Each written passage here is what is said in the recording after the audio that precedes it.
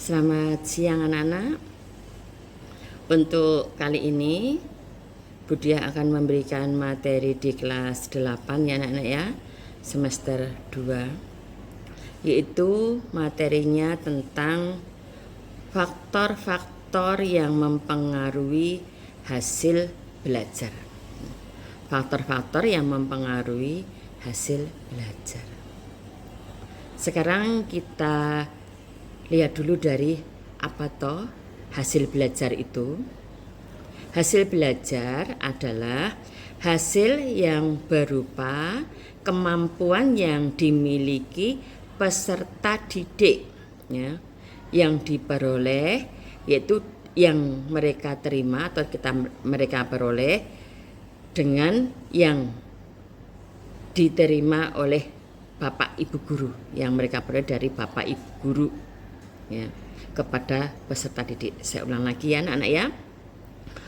Hasil belajar yaitu hasil berupa kemampuan yang dimiliki oleh peserta didik ya, peserta didik yang diperoleh dari yang mereka terima ya, yang mereka terima dalam pembelajaran dengan Bapak atau Ibu guru.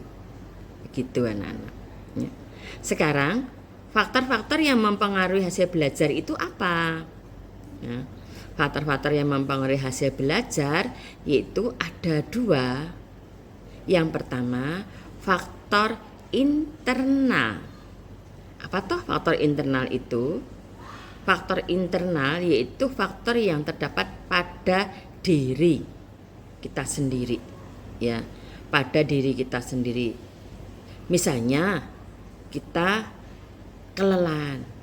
Lah ini akan membuat pengaruh belajarnya juga berkurang ya. Jadi malas ya.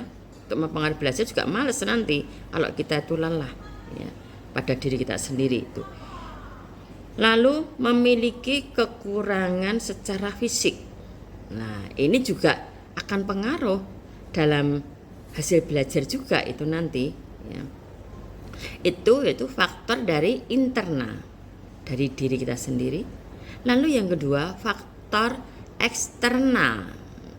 Eksternal itu faktor dari luar ya, dari luar, yaitu contohnya faktor lingkungan. Lingkungan itu bisa diambil dari lingkungan alam ya, lingkungan alam. Misalnya, wah ini baru ada bencana nih, langsung mau belajar gimana kalau ada bencana banjir. Nah, ini faktor lingkungan alam. Wah ini baru di sana itu ada gempa, jadi anak-anak sekolah tuh nggak bisa lewat di situ. Ya, ada gempa, tanahnya tuh longsor. Nah ini faktor lingkungan. Lalu dengan yang satunya lagi faktor pergaulan ya, dari luar tadi faktor alam dan faktor pergaulan. Pergaulan itu juga merupakan faktor dari luar. Kalau kita pergaulannya tidak bagus, nggak baik, tentunya juga akan mempengaruhi dalam hasil belajar. Kalau kita punya teman kita itu nggak sekolah, otomatis kita nggak mau belajar. Kita malas untuk belajar, ya kan? Ya, itu akan mempengaruhi dari hasil belajar. Itu faktor pergaulan. Oleh sebab itu, tolong anak-anak kalau mencari teman itu ya paling tidak sebaya. Ya, kalau kita itu sebagai anak sekolah, ya kita cari anak yang sekolah. Jangan anak yang enggak sekolah kita kumpulin. Nanti ke belakangnya juga lain, ya. Kalau kita kumpul dengan anak-anak yang tidak sekolah ya nanti mau diajak ngerokok, mendem. Lah ini itu faktor pergaulan ya. Lah itulah anak-anak faktor-faktor yang mempengaruhi dari hasil belajar. Sudah paham? Jelas? Ya, semangat ya.